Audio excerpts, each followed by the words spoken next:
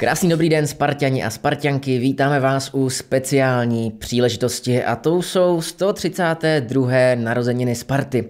Při této příležitosti jsme si dovolili vám doručit jeden víc než pěkný rozhovor, si troufám tvrdit, a mým hostem je nikdo jiný než hlavní trenér Brian Priske. Hezký den. Welcome, Brian. Or Brian. I know that the nature is Brian, right? Yeah. But everyone calls you Brian. Yeah, but that's good. It's good. It's international, so that's quite okay. Yeah, but I love the sound of Brian. It's but that's also good. So I'm happy with it. Okay, so Brian Priske. Nice, wonderful. So, as I just told in Czech, this interview is because, we are today recording before, but today we are celebrating the anniversary of Sparta. So maybe let's start easy. How do you see, or how would you see your ideal birthday? My own personal one? Your own, yes. Oh, that's a difficult one because in general I don't like to be the one in the main picture. I actually like to be a little bit behind things and not to get all the attention. But no, I will probably spend it with the family, some friends, a good party with some good food and drinks and some good music. I think that would be probably ideal. But as long as I'm with good people, then it makes my day even better. Are you the person, or have you been, maybe as a child, that one who needs the presents? Probably, for sure, when I was younger. I think everybody likes a present. I think it's the same now, but obviously less. I think when you were younger, you were always hoping for a lot of presents for birthday or Christmas. But the older you get, it's not so important. But I think I still like the surprise element of getting a present that you maybe don't know what's inside the gift. So I think I like surprises in some aspects. Yeah. And you also mentioned the birthday party, the music, and so on. And I think maybe only two things I know specifically about you: that you are a Haribo gummy bears fan. Yeah, that's true. That's true. Yeah, and also the dice game, Liar's Dice. Yeah. Yeah. So these two supposed to be on your birthday party, right? Could be yes. For sure, the wine gums and the candy. Yeah, for sure. But it's not your time of year yet, so no. I have to wait 6 months. Yes. Yeah. We are talking about the Sparta birthday. So what you gonna do on Sunday? Spend some time now with the family. We have a few days off, so I will be with the family and send my thoughts to obviously to Sparta and to the club. When you get the idea, because it's 132 years of a long history. So when you realize that part of something which is much bigger than you, me, and basically everyone who is currently in the club, how it makes you feel? I think a lot of emotions actually. Obviously, first of all, I'm proud to be part of it. I'm proud to be part of the club and a historical club like this one. Proud to be part of a club that has won as many titles as we have, and every year is fighting for title and trophies. And then just in general, I'm happy to be part of a club which have a lot of good people inside the club, not just here at Letna, but also at Strahof. And that's everybody from the kit manager to the cleaning lady to you guys, to Rosicki. I think we have a good family with inside these walls of the club, and I think that's, for me, is actually the most important, that you're here because you're together with a lot of people, and that's, for me, what a team is and what a football club should be. So I think there's a lot of good emotions being part of a club like ours. Hearing that, I'm getting the idea, because you have the experiences from big clubs, maybe even bigger clubs. So is it, if I understand it correctly, is it like aside of the history and everything, the pressure is also, you are on the same wave with basically everyone? With the same people, you mean? Yeah. Well, for me, as I said, the human side is always important. Of course, we're here to win football games, and the sport is cruel. It's hard. It's cynical in many aspects, because it all comes down to points and winning games. But for me, who's been part of football teams since I was a small kid, and now to I'm 48, I think. It's always been the team. It's always been players and coaches and kitmen or something like this who creates a good culture and in a good environment where it's nice to come, and you don't just want to come here because it's good, but also because it's good fun and it's motivating and it's inspiring. And that's why for me the people within a club is more important than just the name of the club and the history of the club, but the people are crucial.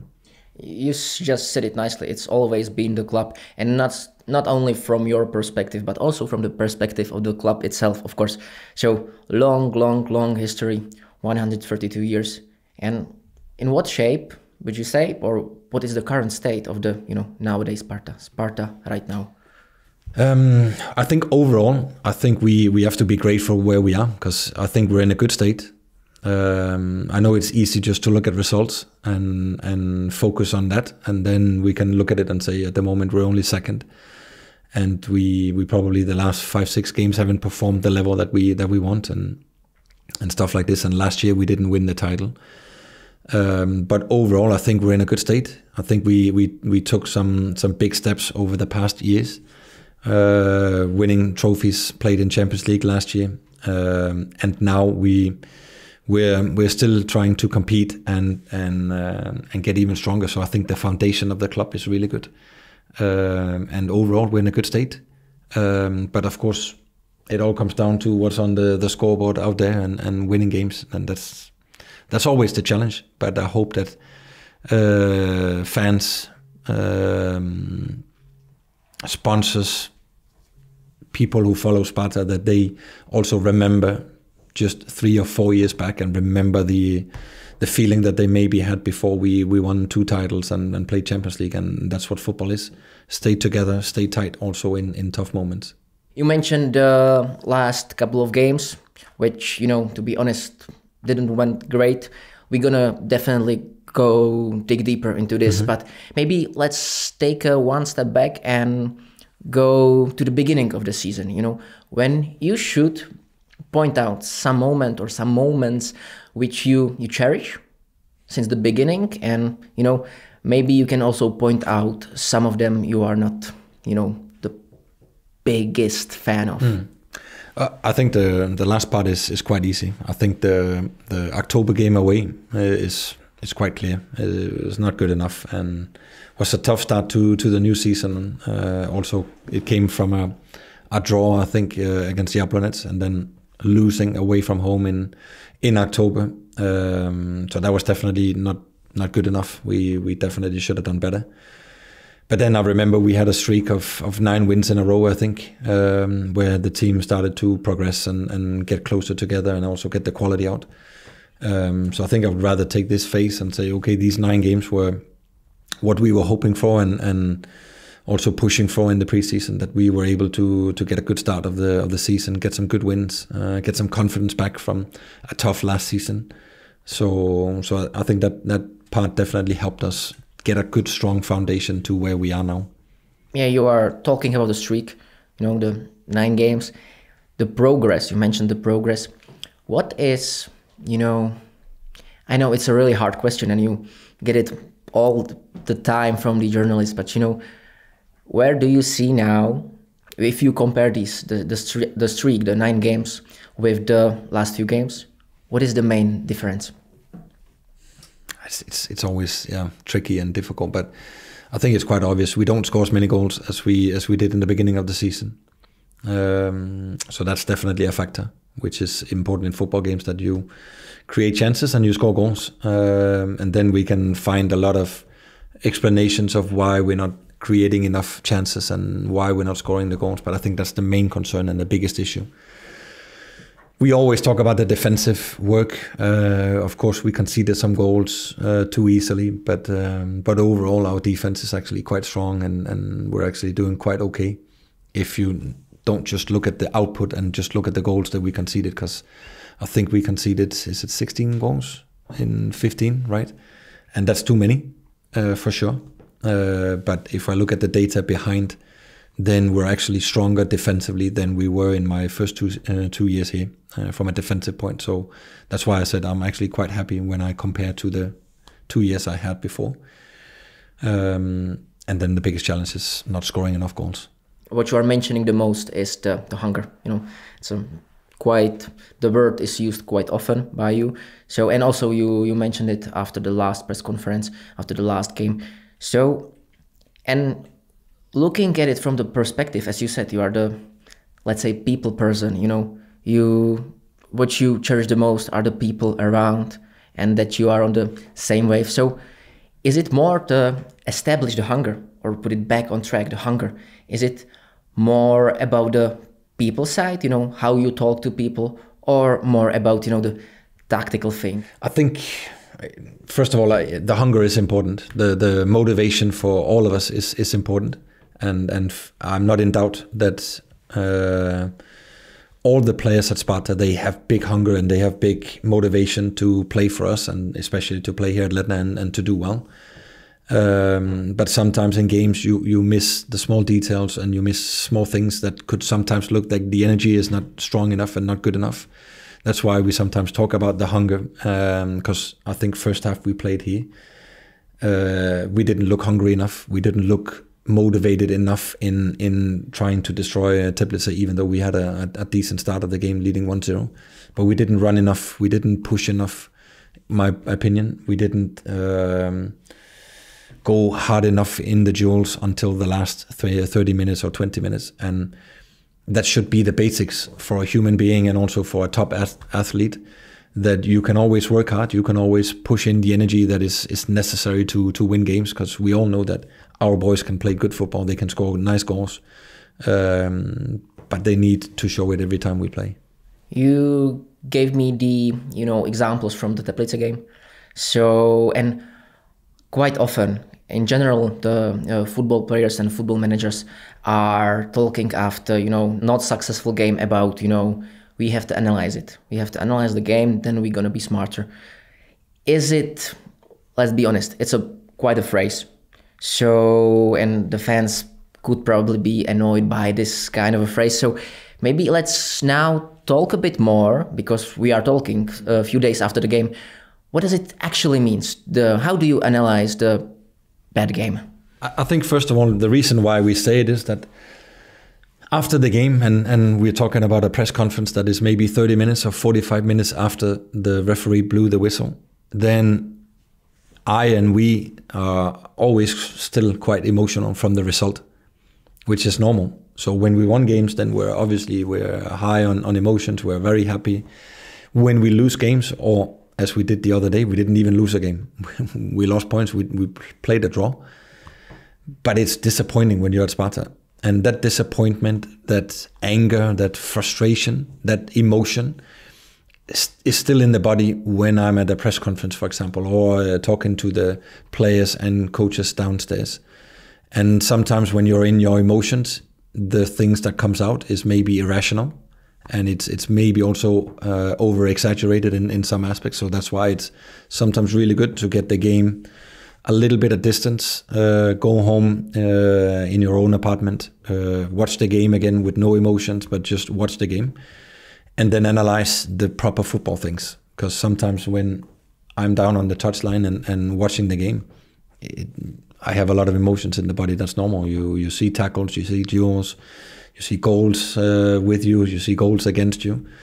So it is quite emotional, and that's why you sometimes need to try to stay calm, to make good decisions. And that's definitely what we try after the games, to watch the game in peace and quiet, to make good decisions for the future and for the coming games.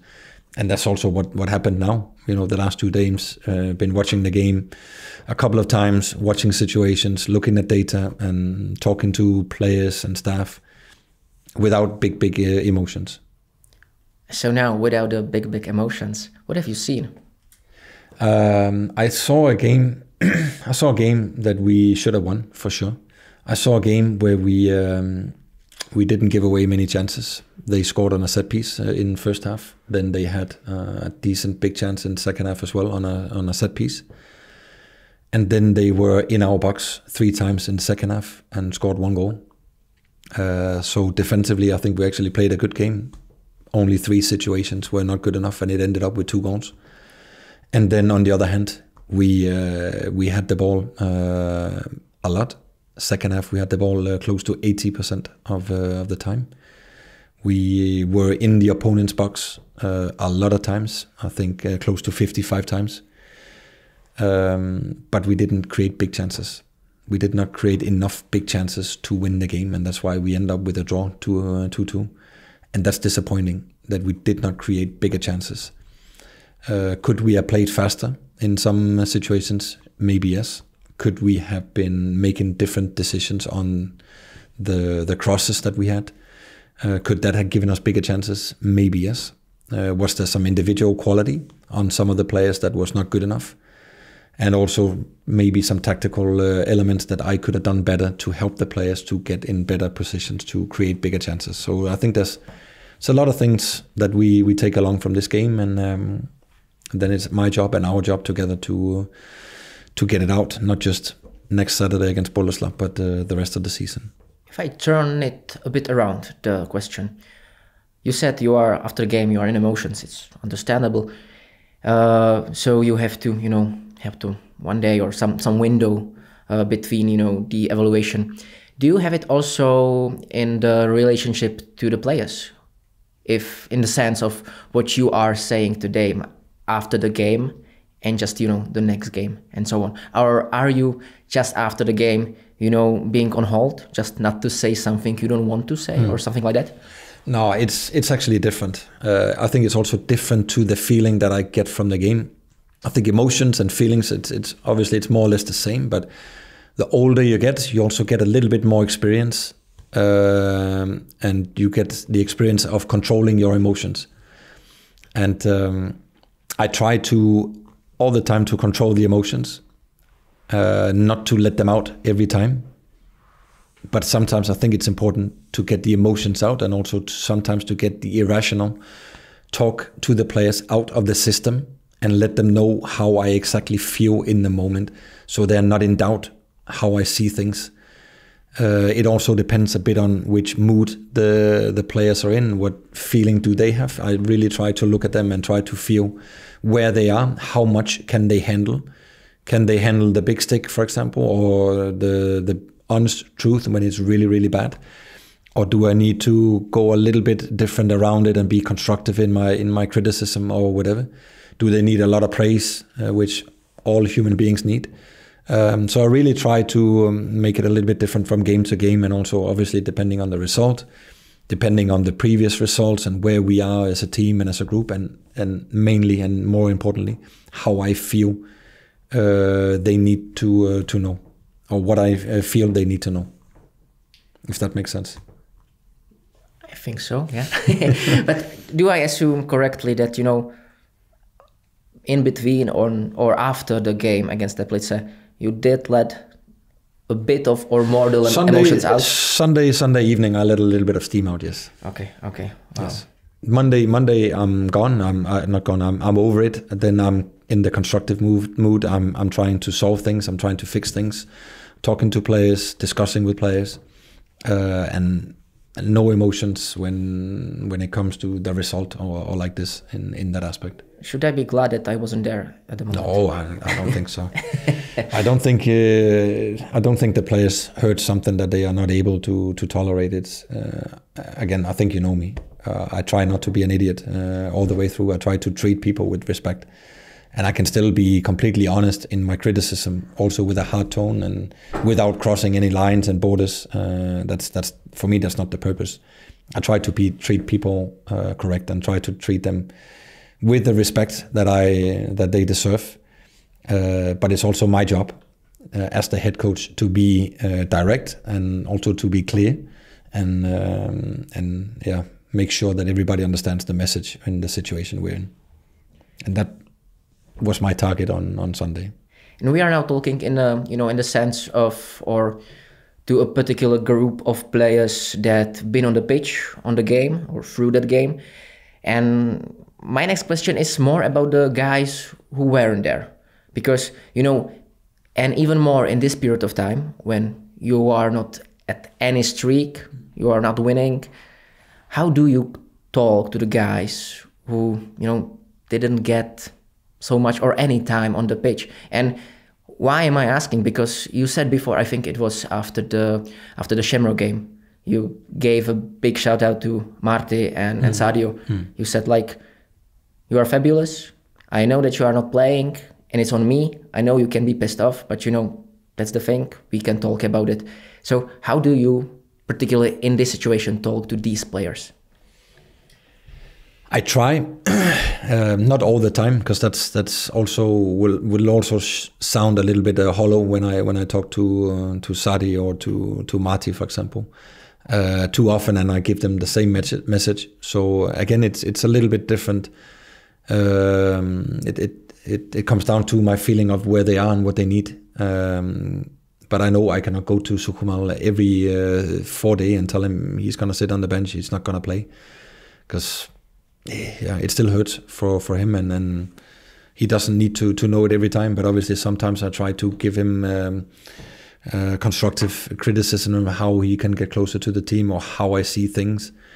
And then I got good staff members around me. So Lucas, for example, or Doc is quite close to them and also talking to them and trying to make sure that we keep the mentality high with them, because we need everybody. It's just my decision, my choice, and also my job to pick 11 players and only 11, and sometimes also 16 for the whole match, and sometimes only 14. And then we know the math. Then there's players who's not playing, not involved. They will always be disappointed or angry or frustrated. That's how it is. But I always try to give them a clear picture of their situation and where they are. It's not going to be every day or every 3 days, but it's going to be every week or 10 days or 2 weeks, all depending on the situation. I think that's the most important thing.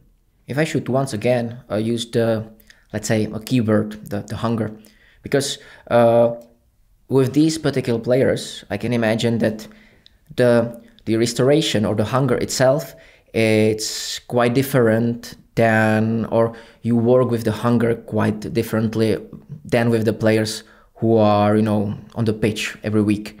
Or maybe, for example, if I should name another particular player, Pavel Kařábek, this fella who spent 10 years in Bundesliga. So is it, is there a difference how you work with a hunger of this guy who has a giant career and with the guy?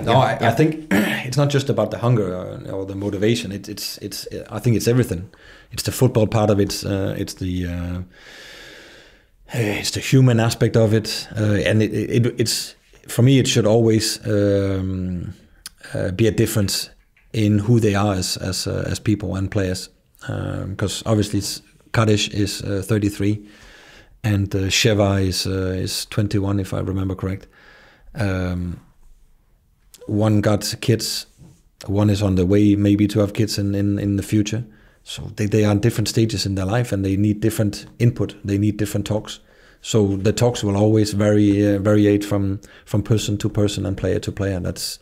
That's how I try to work. It's I try to treat them all with the same message when it comes to how I want them to work. But the process there is different. It's a different approach to a young player, to an older player, to a Czech player, to a foreign player. I think there should be a difference, and it's my job to make a difference, but at the same time expect exactly the same from all of them when it comes to their performances. And is it also different with those guys who've been there during the 2 championships? Yeah, in some aspects it is, yeah. It is. And if we should go back to this, these 2 years you've been here, which moment, once again, you cherish the most? I don't think I can just pick one. That wouldn't be fair, because I think there was a lot of good moments throughout those 2 seasons. And now when you're asking me, to be honest, I don't have a clue, because it's easy to talk about the 2 trophy lifts that we had in Letensky Park and other good games that we had. So I think it's difficult. I think I can take one that people maybe don't know, but I can't remember if it was after the the cup final or after we won the trophy in Boleslav, but when we were down here at Letna with the whole staff and also all the employees from Letna were down here, and Slivovic was flying around in the lounge downstairs. I think that's one of the moments that I cherish a lot, because it gave me a picture of who we are as a club, that everybody was involved in the celebrations and the parties, and as I said, that's probably also why you changed the design downstairs and you had to bring in new walls and everything, because everything was destroyed with Slivovic. So that's probably one of the moments that I really enjoy, and when I see some of the pictures from then it gives me a good feeling. I'm still a little bit angry on Panak, because he was the one who forcing me to drink the Slivovic, which I don't like, but it was a good party, and a lot of happy faces, and not just happy faces from players or staff members at staff, but also happy faces from employees working here at Letna, which for me is crucial. And not only Panak, I remember that you've been quite off with me because of we used your interview that's about true. Slivovic. I forgot this one. Yeah, it's not true, but it's not fair. It was not correct. Was not correct. Giving me an interview with 10 or 15 Slivovic in the stomach. That's not fair, man. It was your most honest interview. I could imagine. But I can see that you are really enjoying the word Slivovic itself. Oh yeah, the word yes, but the drink no. Okay, so maybe let me ask a bit different, because maybe do you see any parallels in your first time here and the second time? Because, for example, the beginning itself, you also in the first era you started with one loss and one draw. Yeah, you're probably right. Yeah. No, I think there are some similarities for sure. I think the biggest difference is the foundation of the club is bigger and better. We're in a much better state than when I arrived 3.5 years ago. Club is doing much better in any aspect, and now we just need to find back to that proper quality that we had when I left. Almost 18 months ago, and also when you were at your top with the Champions League. We just need to find that back, and that's how football is. It's not gonna work like this. We had a very good start to the season, and we're really grateful for this. And then now we're in a period where we haven't performed top as we want to and as we should. But the state of the club is much better, and as I said, the foundation of the team and the club, the players, is much better when I arrived 3.5 years ago.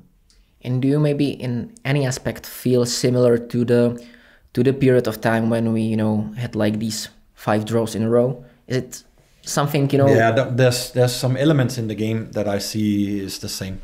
We can just take the game from Sunday, and then think about one of the games in those 5 where we played a draw.